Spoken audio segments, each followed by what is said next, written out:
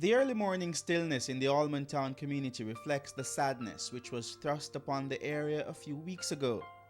In her first interview since being shot, Rashawn Burford's grandmother, Lorna Mackenzie, says it was an ordinary morning which saw her doing house chores and getting her grandson ready for school. But an argument with a neighbor would change all that. It was the argument about the pit, and because it was overflowing. And we talk about the pit, so them stop use the pit, because we stop use it, we the family stop use it, and that him continue using it. So my sister stuffed something in there, and the guy come and pull it out. So I said to him, I said, all right, I go and push back something in there. My brother took it from me now and put it in there and go for one of his friend. The friend asked my brother, oh, him going like him so mighty.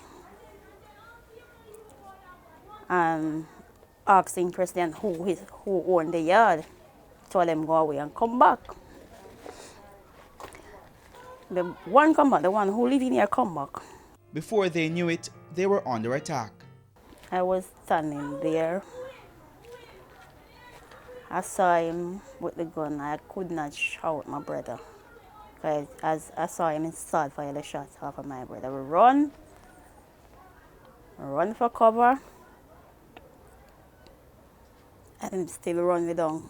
Come in there. Come round in one of the room and start for the shot in where we are. When the shot him finished, now I hear my son cry out, say, record, dead. I took him up.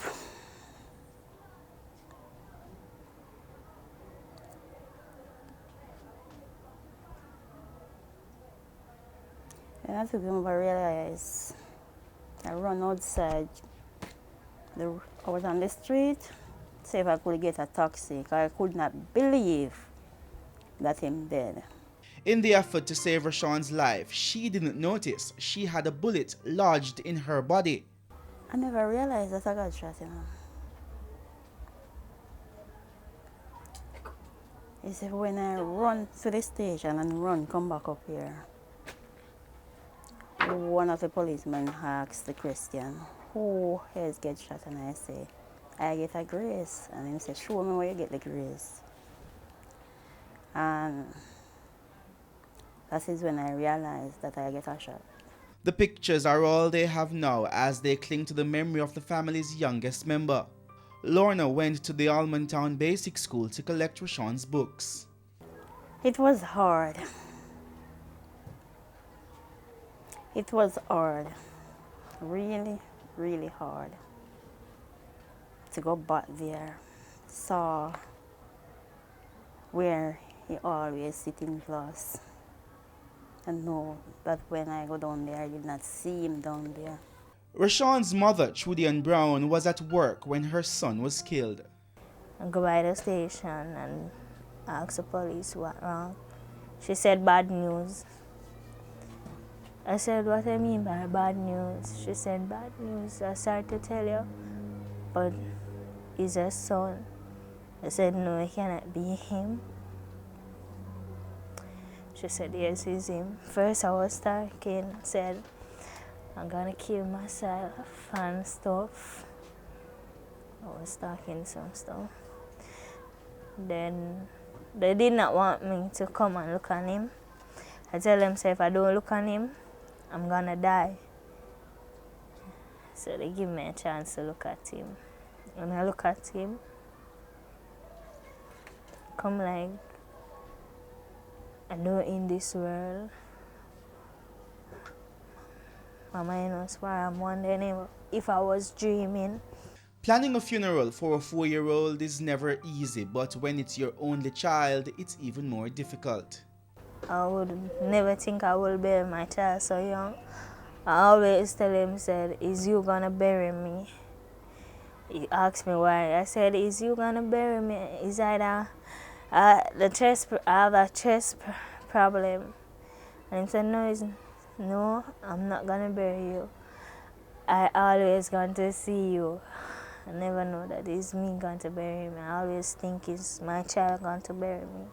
She notes that members of the Peace Management Initiative has visited the family, along with friends from churches nearby. However, she points out that a more structured program to help those whose loved ones have been killed violently to cope would be better. I think they should be visiting here and do more. I think we need support, not only me. Her family them need support, not my family alone. Her family them need support and me need support too. And I think the government should come in and help us. She adds that since successive governments can't seem to get a handle on the crime situation, they should provide financial assistance for families in cases where innocent people are killed by criminals. If somebody snap them away from me, it's not like they sick and die. If somebody take them away from me, no. I think that the government should help us.